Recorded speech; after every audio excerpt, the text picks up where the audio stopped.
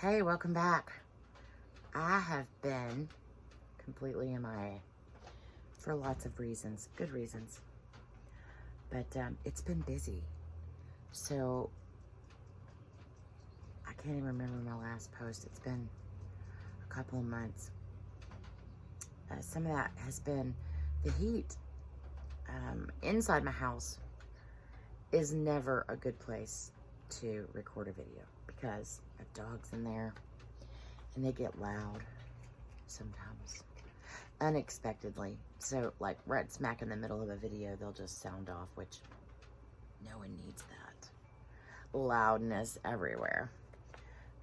So the summer was brutal on the heat factor. I couldn't even come outside even in the evenings and try to do a video because I literally just wanted to come out, get my chores done, and be done. That's a true story. I actually took on a third grandchild this summer, just a day or two a week through the summer, which didn't and wasn't a big deal. In fact, I enjoyed my time with her, but having 3 of them and the way that their days rotated, there were, weeks when I had no days off. And when I did have a day off, I had to catch up from everything that I didn't get done while I had them. So, spending time with your grandkids is never a terrible thing. So I'm not complaining about that, but I just didn't have time to make videos or energy. There's a reason why you have your children young, 100% truth to that.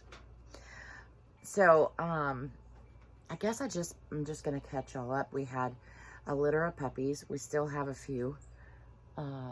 Everything went really well with that. They are growing pretty big now. So it's going to be time to start just adopting them out as quickly as possible. Let's see. We did have 2 baby goats born early in the summer when it was so hot, and we ended up losing both of those. I think that mama just couldn't keep up. So we actually had another mama kid, 2 babies, and they're doing very well. We've changed some things up on that to make sure that the babies have access to water earlier when they're ready. I think mom was getting out of the pen and she would go wander all day long. And I was really so busy that Mr. was taking care of all the farm and I wasn't looking at them daily. So that was it. Anytime there's a loss, I own it. I feel personally responsible for it. Although I don't know that you can always avoid it. I feel like it just weighs on me when that happens. So we did kind of a cow share, not off of our own cattle, but I came across some friends who met me to deliver some pallets, and they had access to some cows. So we got a bunch of people together. I think we had 10 different families, 3 different cows, to put some meat in the freezer, which was super fun. Just handling it all, coordinating it with everybody, which I kind of did on my end for the buyers, and then they did on their end for the seller. So that went super well. We've been to a couple auctions. We actually sold off. We were overloaded on male goats. We couldn't even keep the pasture green because of the weather. And then, not to mention, then you're supplementing with feed. And so we literally were just feeding these male goats. And it wasn't cost effective. So we took them to auction, put a little bit of money back into the farm. And so this is really I would say the beginning, our first year, to really do some business dealings on the farm. The first year was very focused on getting the house ready for financing and making it a livable space, updating some things. And then COVID was that first year, so that's just a wash for, you know, there's nothing you can do about that. And then this past year has been filled with grandchildren from September to September, of, you know, watching them and developing a routine to fit them into some of the farm stuff.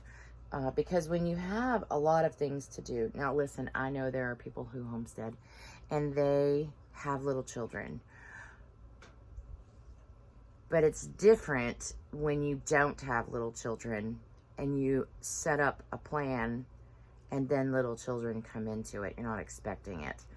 So we had a lot of safety things to work on, and just getting some animals more secured and safe for the girls to be able to move about in safe zones where they can, and I'm talking about the 3 littlest girls, where they could interact with the animals and take on some responsibilities like feeding chickens, gathering eggs, feeding cats in the morning, just very basic stuff, because I have to do those things. So I took them with me. Why not teach them how to do some of that? So that's been fun. And they do enjoy it, actually. It's not a chore, and I don't treat it as a chore. I just say we have to go do chores. So taking them along with me took me some time to adapt. And first of all, it's, you know, like when you're in the mode of having your children, you just know that they're coming and you're preparing for them and you're building your life around that. So when you're not doing that and then suddenly there's children pretty full time, life has to change and shift. And so we had a lot of adjusting to do, not just structurally or infrastructurally, but attitudinally. I don't know if that's a word. I just made it one. But we had to adjust some of our living arrangements, living practices to incorporate them into a lot of daily life scenarios. So that's been our challenge all summer long. I think we've finally reached a point where we mutually understand, and I'm talking about Chris and I, mutually understand that even though this is a short-term thing, it's longer term than what we were thinking originally. Now, I didn't put a date on it. We didn't put a date on it. But now that we're a year into it, we see that we're going to be probably another year into it. So before the girls get into school, well, and then there's another grandbaby coming in December, so that's exciting. Anyway, it turned out to be a really busy summer. I was able to have 2 of my older grandchildren for not nearly as long as I wanted to. In fact, my oldest granddaughter wants to make a video with me, so we'll be doing that. That will happen. But I had some vehicle troubles. My AC went out in my truck.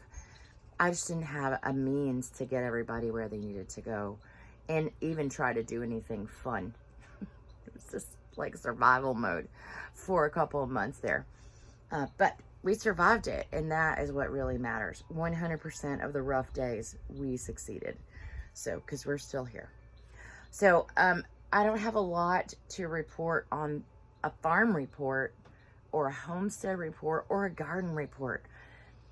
I can tell you this, I gave up on the garden. Between the heat, the drought, the kids, the busyness of our life, it just didn't happen this year. So we always try to do some preservation. And so what we did was we went to the farmer's market, we bought bulk, and just started canning up from that. We didn't get enough yield from our garden to barely snack on it this year. and that's okay. We also had a huge grasshopper issue this year. So bad. They were just annihilating my plants. So I did lose a couple of my fruit trees, but we've relocated them into a very shadier, that's shady, a very shady spot, so that they're getting some filtered light, and with the heat, and they're more accessible. They're in my face, so the watering is much more consistent than it was when I was trying to run out into the blasting sun and water these plants, because I couldn't bear it. The water was so hot coming out of the faucet on some days that it would burn your hand just holding the handle down. And we don't have the metal sprayers. I mean, there's some metal parts to them and those parts, but just the water coming out of the faucet was so hot that you could feel it burning through the handle. So it was just super challenging. I know that everybody had lots of challenges, but I have some good news to report. If I had done a video a few months ago, I would have been much more Debbie Downer probably, because I was super concerned about the cost of feed and what we were doing. The hay production that was not going to be happening. And I can say that I have seen several fields around us who have cut hay. Now, by this time of year, we would have had several cuttings already. So still very much at a deficit, I would say, overall as a nation.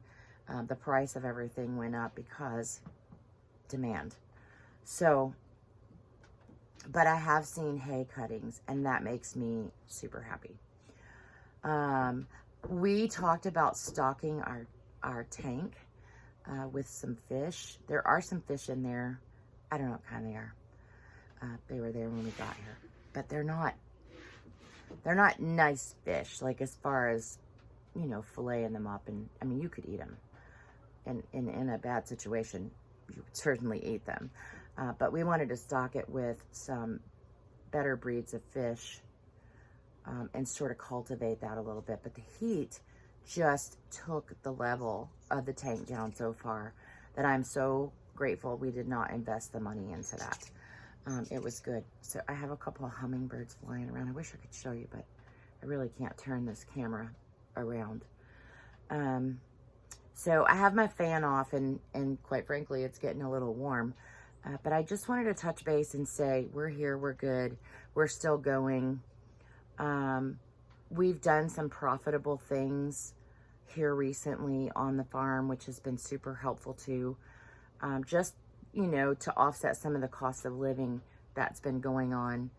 It's always nice to be able to put back into the fund that you've been withdrawing from. Does that make sense? So, not that it's necessarily profit, it's been profitable things that have brought money back, instead of constantly just throwing it. I mean, I think you do that with any business early on, but we have some big plans coming up. I have some projects I have to get done. Hopefully this fall we'll get them done. In early spring, we'll be able to reveal some of our plans for the farm, and visitations, and just some fun stuff coming up. So anyway, I missed everyone. I really wasn't even able to watch many videos of some of the people that I follow. So I've been doing some catching up on that my first couple weeks, with back to somewhat of a normal routine. Anyway, I think it's still going to be a very dry winter. I've heard it's going to be extremely cold. I don't know the answer to that for sure. I'm not predicting anything. We're preparing for it. I hope you are too, because the cost of everything has gone up. Electric and fuel and the whole 9 yards. Everything has gone up. So heating homes this winter is going to be a challenge for a lot of people. But I'm going to say this. One of the things that I learned over this summer in the most stressful times is but God. You know, everything looks bad. We're not going to get any hay crops this year, but God. We're not going to get any rain. We got just enough rain to bring back some grass in the pastures, which was a godsend, really. And the goats eat all day long. And so we have to secure up. We're going to look at some temporary fencing, movable electric fencing, and move them into some of the areas that we really need to have trimmed up, cleaned up, and just cleared out, because the goats will do that for us. But like I said, it's just, first of all, been so hot that we literally went outside and did the things that we needed to do and then came back in. So, and then Chris also has an injury. It's, you know, is it minor? Yeah, but it's major in the pain that it's been causing for him to even be mobile. So that's another thing that was on top of all the other things. It's just been a hard summer. And that's okay. Because when you go through something hard, it is a growth. And as rough as it seems, when you come out on the other side and you get that clarity, even in the middle of it, that you realize that you're going through a growth, there's a peace that comes, and that peace just takes over everything. You still have to remind myself frequently, sometimes daily, that it's all okay, and we cannot be anxious about the things that we can't change. We just have to prepare for them. So that has been my learning this year, is that I cannot control things that I cannot control. And so giving up my spirit and my desire, my fleshly desires to do and go faster, just learning to slow down and listen to God. Just, I got this. Don't go this fast. Things were moving fast. And so I think you can just get overwhelmed with that. So what I want to give to you today is just peace. Just peace. Just sit still and remind yourself daily, but God. You know, is the economy failing? Yes, but God. He's got this. We do have to be active in our growth and in our survival through the storm. We have to participate. He doesn't just give us all the things. The challenges bring you to another place and prepare you for the next place that God has planned. And so in that, I'm going to sign off and say I missed you, and I hope to be back weekly. I want to talk about some preservation things that we did and share some stuff with you, some winter tinctures that are going on fallish for colds and immune building and things like that. So I do want to get together and share some of those things with you. So I appreciate you visiting our channel, and if you have not yet done it, hit the like button and the subscribe, please, because we really want to grow a community of people that we can support and can support us as well, because nobody can do this life on their own. So with that, I bid you a great rest of the weekend.